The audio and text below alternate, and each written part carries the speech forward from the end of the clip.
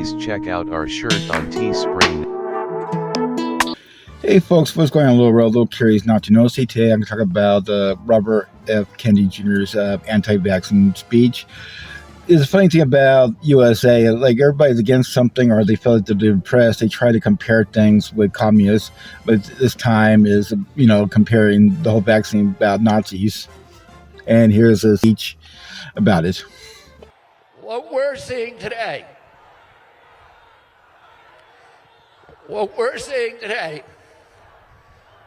is what I call turnkey totalitarianism. They are putting in place all of these technological mechanisms for control we've never seen before. It's been the ambition of every totalitarian state from the beginning of mankind to control every aspect of behavior, of conduct, of thought, and to obliterate dissent. None of them have been able to do it. They didn't have the technological capacity. Even in Hitler's Germany, you could cross the Alps into Switzerland. You can hide in an attic like Anne Frank did. I visited in 1962 East Germany with my father and met people who had climbed the wall and escaped. So it was possible. Many died doing it, but it was possible. The tragedy of people who suffered, were humiliated, tortured, and murdered by this totalitarian regime of Nazi Germany, including children like Anne Frank, in a debate about vaccines and limitations during the global pandemic is a sad symptom of moral and intellectual decay. 2005, he says vaccinating kids cause autism. So that speech is from Democrat Robert F. Kennedy Jr. He's the son of Robert F. Kennedy, who was assassinated in 1968, who he was running for president. And my honest opinion, he just put his whole family and his dad's name to shame.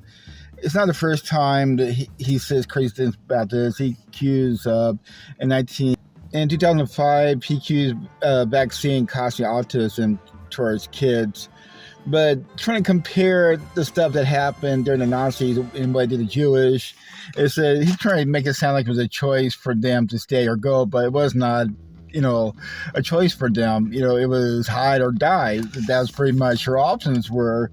And, talks about Anne Frank, the poor girl, the reason her life was changed because some idiot had to put a blame on a group of people was totally nonsense. She had to go hiding, so many years, and then unfortunately she died before her camp got regulated by the Russians. But it's just really stupidity. Of course, in the United States, they always try to compare things with the Nazis. It's the day, we all get onto a train and head to our deaths, then they'll compare it, and then or we get labeled on our shirts, letting know who we are, and our thoughts or opinions will lead us to a death sentence.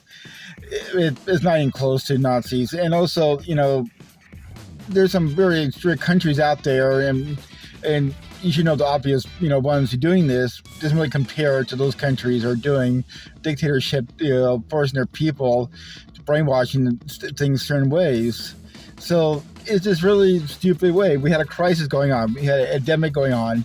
And it was true. I got it. It was not a good, pleasant, but lucky for me, I got the vaccine before I got it. And when it hit me, it was just more like a little, smack on the face, but it didn't really affect me for like one day. And when time goes, next day, I was feeling fine. But it's just ridiculous that people weren't, being forced to do this. But sometimes we have to force something to make people understand because, I don't blame people not trusting the government because the government does some shitty things in the past towards their people and some weird experiments. And maybe I'll do a video about that in the future.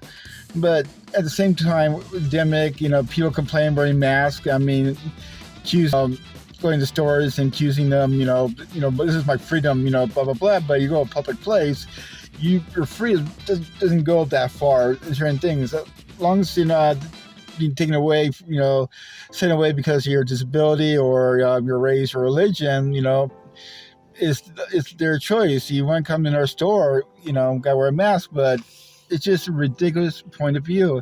And the stupid theories that these people have are just stupid. There's no anchor to, there's no beliefs to it, there's no science proved it.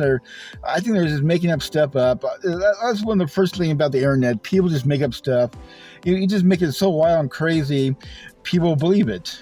But it's very much on.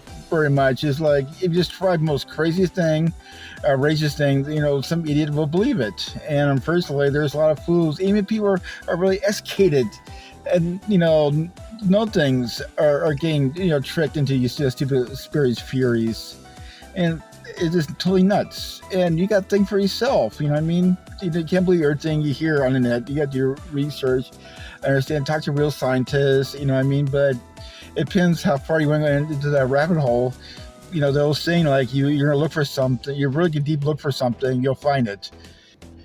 So that's pretty much all I say about this. I hope we do more political videos like this in the future, other stuff. I keep myself busy. Please like and subscribe. Maybe I'll do better next time. Thanks for watching. Bye.